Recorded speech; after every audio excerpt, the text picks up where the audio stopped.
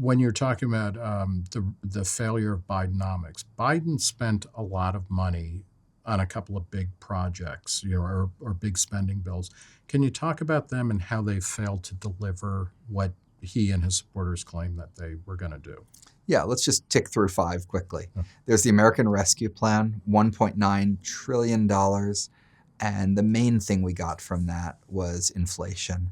It's possible there was a slightly faster recovery, but the U.S. recovery wasn't actually much faster than any other place, at least in 2021 and into 2022. Second, student loan relief. This, to me, in many ways was the most egregious. This was done in August 2022. Inflation was raging. The deficit was high. Interest rates were high. And another $500 billion was poured on top of that without Congress authorizing that money in a way that I think is quite abusive of presidential authority. Third, infrastructure. Here I have a mixed view. I think it's a noble goal. I think it is a worthwhile goal, but it was accompanied with so many new rules and restraints on how the money would go out. Moreover, so much money was spent so quickly in an economy that was already overstretched that it ended up driving prices up rather than getting more infrastructure. That's where I think things like the abundance agenda are quite important, that are about building more stuff. Fourth is climate. Here, I like a lot of it. I would love a carbon tax. To me, that's the simple solution. I think libertarians should love that solution too. Well, I think in principle they do, and then like when you start looking at the politics, it gets dicier. But in any case, so that's what I'd love. Yeah. But, you can't pass one. That's not Biden's fault. There was a combination of subsidizing the use of wind and electricity. I think that's okay. Those use less carbon.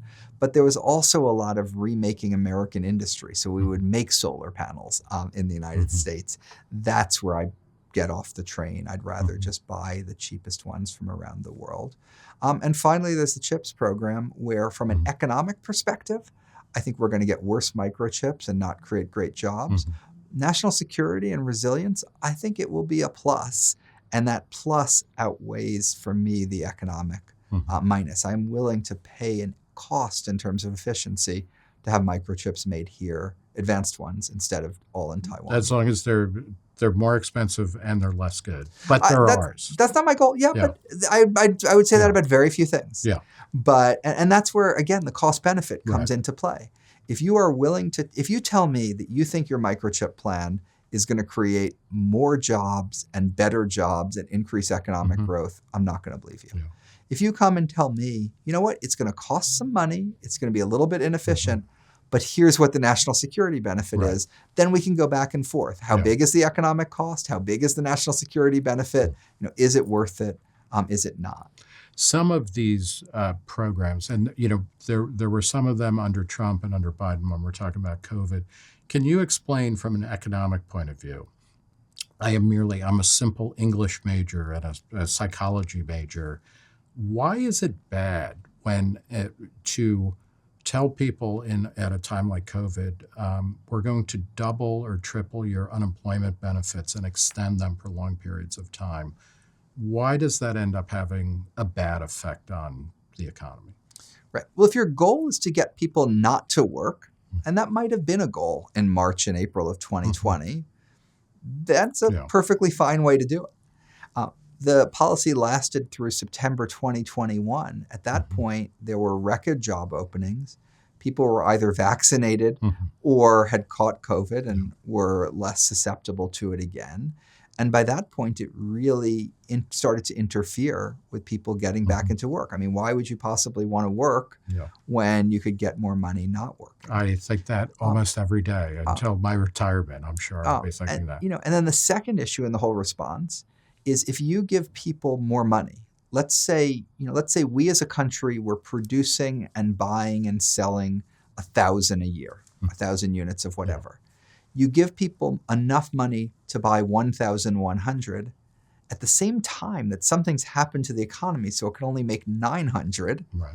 The result is you're not going to get more stuff. You're just going to get higher prices for the existing amount of stuff. This is more dollars chasing the same number of goods. This is textbook inflation. Yeah, exactly. So it made sense to protect people.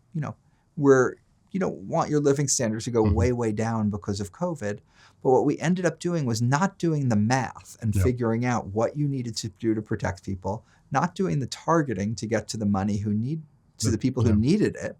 And so the result was just much, much, much more money than we could possibly make in terms of stuff. And so it drove up the price of that stuff. Where does it come from? I mean, has it always been this way, that, what you're saying is obvious, but then it became politically inexpedient to admit that, particularly when Biden was in office and this was happening, or when he was starting to run for president and then Harris? Is it just simply political posturing that Democrats are not going to admit that policies that their guys pursued, caused inflation, just in the same way that Republicans won't admit it when, it's their guy in the dock? I think there's a real problem with the way information is aggregated and transmitted.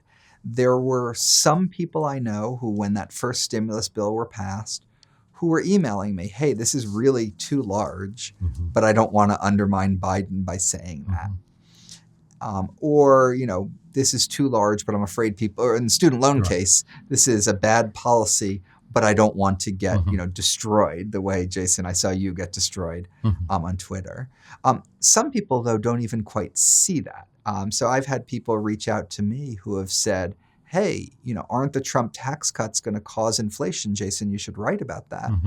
And I'm like, wait, weren't you the same person that a couple of years ago told me the Biden fiscal expansion wasn't causing inflation? Like, why does the fiscal impact on inflation depend on the political party of the person? And it's hard to think outside your own bubble and your own ecosystem. And all of this creates a sort of false sense of what it is people actually think when a lot of people aren't saying what they think. And some of those people are tenured professors who aren't going to be, in no risk of being fired. That's an excerpt from my podcast, The Reason interview with Nick Gillespie. If you want to see more excerpts, go here. And if you want to see the full Q&A, go here.